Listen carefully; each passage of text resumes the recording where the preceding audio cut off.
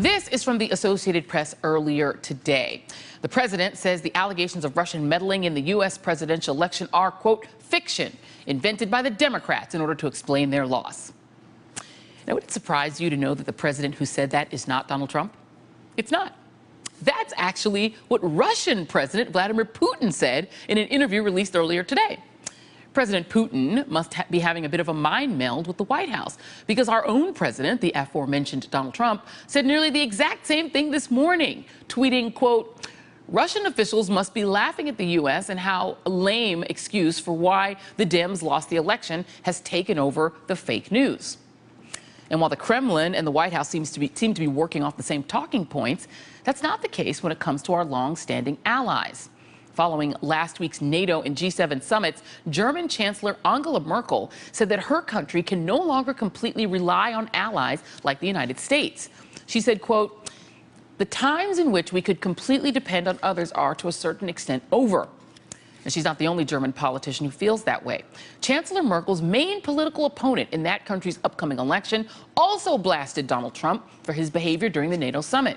Despite being in the thick of a heated election, he said, the chancellor represents all of us at summits like these, and I reject with outrage the way this man takes it upon himself to treat the head of our country's government. The level of trust between the two countries has gotten so bad that Germany does not want the U.S. intelligence help when it comes to monitoring their election. A senior U.S. intelligence official told NBC News that there isn't much trust in the Trump administration, especially when it comes to elections. Now, if you're hoping that maybe our country's relationship with our other European partners might prove a little more fruitful, well, think again. A senior EU official had this to say about the current American president's rapport with other European leaders, calling Donald Trump, quote, a new strange kid in the class nobody likes.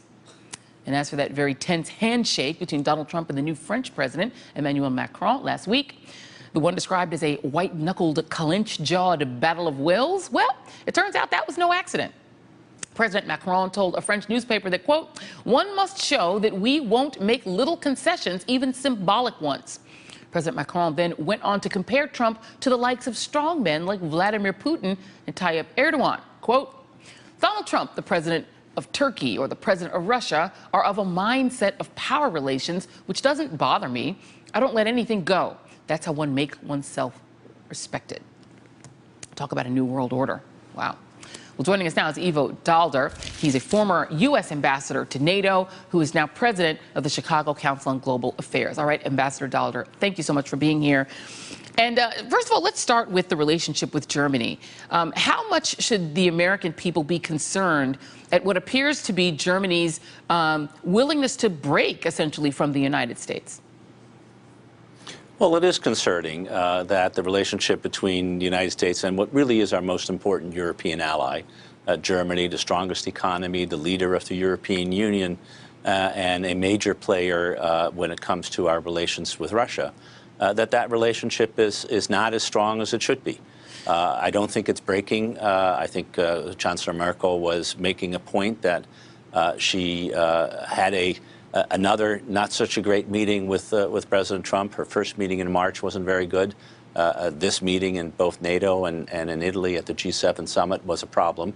And she's making it clear that if it comes to the future of how we are going to make decisions, don't automatically assume that Germany will be following America's lead. And, you know, there are a lot of Americans, particularly on the right, who have said Europe needed for a long time to stand up for itself, to do more for itself, to spend more on its own defense, and to not rely so much on the United States. It's part of what Donald Trump ran on. Is that something that Americans should welcome if Europe says, OK, fine, we'll take you up on that. Germany and France will lead, and we will put America to the side for now? Well, yes, a stronger Europe is in everybody's interest. It's in our interest. It's in Europe's interest. And to the extent that Chancellor Merkel is now going to find ways to strengthen her relationship with France and the other EU countries and bolster their defenses, all of that is good.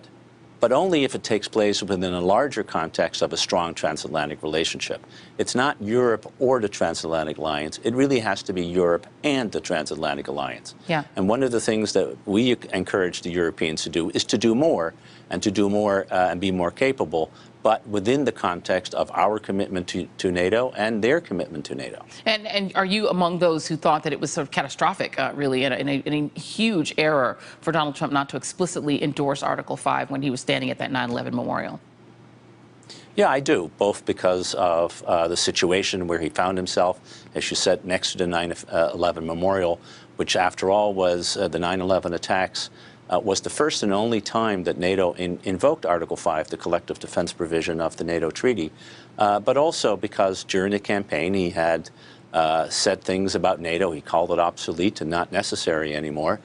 So there was this expectation, I think, on the part of his aides, as well as everybody else, that he would come to NATO headquarters, embrace the alliance, recommit America to Article 5, as every one of his predecessors since Harry Truman has done, and move on from there. That's not what he did, and it was deeply disappointing. There are all these headlines that talk about Donald Trump as sort of the kid in class no one likes, a sort of bully in school that no one wants to talk to, that you have to be nice to in front of the teacher, but that he's really not liked. There was the whole golf cart ride while everyone else was walking. And he definitely, it feels like the United States president is much more isolated from our former allies.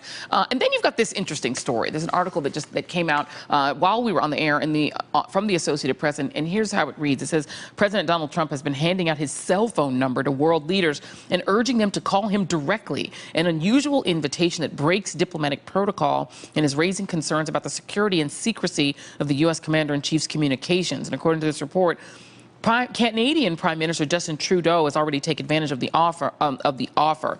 What do you make of this report? Well, I think it in some sense conveys the idea that the president does want to have a strong personal rapport with other leaders, and by exchanging cell phone numbers, he's trying to say, I really would like to have a relationship where we can talk to each other whenever you want to. And that's a good thing. The bad thing, of course, is that our cell phone communications are hardly secure. Anybody in the intelligence community will be able to listen in. And equally importantly, the reason we have not only secure communications, but more regular communications, is that so people can take notes and we know what kind of promises the president will have made so we can act upon it. If no one is listening in, if it's just a call between two guys or a guy and a gal, and no one is really paying any attention to what is being said, then diplomacy will become more difficult to pursue, and agreements that whatever is reached on the telephone may not be acted upon. So secure communication, very important. Making sure that everybody knows what the president says and acts upon it, equally important. Yeah, and and one wonders whether you can create better relationships on the phone that you weren't able to do in person when you had the opportunity. So that is an interesting tack. Ivo, well, that's certainly true. Yeah. Thank you, sir. Really appreciate your time. My pleasure. Thank you. And up next, we have a bizarre story involving Ivanka Trump's business interests, one that you are going to want to stick a pin in. That, plus the rollback of civil rights efforts under President Donald Trump. Are former members of the Obama administration worried about the path that we're headed down? We will ask one straight ahead.